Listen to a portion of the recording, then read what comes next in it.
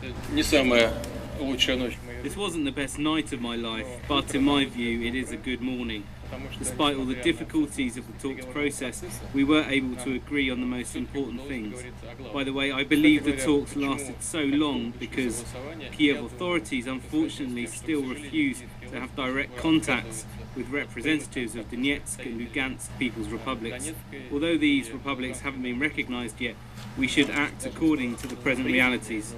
If all parties want to agree on building long-term relations, they should have direct contact. Well, we had to work within the existing context, and in my view, we managed to agree on many things.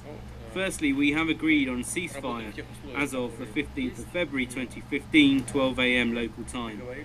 The second point, which I see as crucial, is heavy weapons being withdrawn from today's line of contact for Ukrainian armed forces and from the line set up by the Minsk Agreement of September 19, 2014 for the Donbass militias.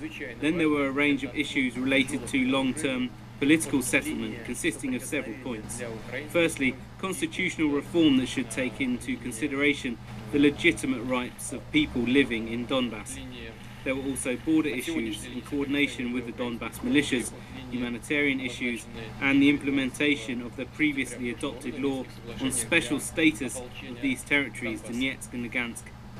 Finally, there were a whole range of economic and humanitarian issues. We expect that all the parties will show restraint in the nearest time until the complete ceasefire. Initially, the problem there was that representatives of the Donetsk and Lugansk People's Republics claimed that in response to aggressive actions of Kiev's authorities, they not only held back the Kiev forces, but also managed to mount an offensive and encircled a large group of 6,000 to 8,000 servicemen.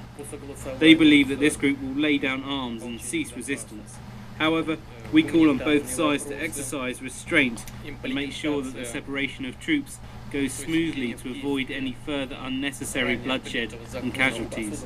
The Ukrainian leadership, however, believes no troops have been encircled and hopes everything will run quite smoothly.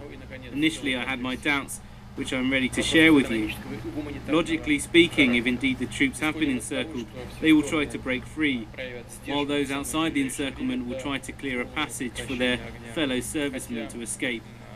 President Poroshenko and I agreed to ask our military experts to establish the real status quo on the ground. In addition, we will try and work out ways to verify the implementation of these decisions by both sides. I'd like to renew my appeal to both conflicting parties to cease the bloodshed as soon as possible and launch a genuine political process towards a lasting political settlement. The first document has just been signed by the Minsk Contact Group. It's called Package of Measures for the Implementation of the Minsk Agreements. The second one, which doesn't require signing, is a statement by the President of France, President of Ukraine, yours truly, and German Chancellor Angela Merkel. It says that we support this process.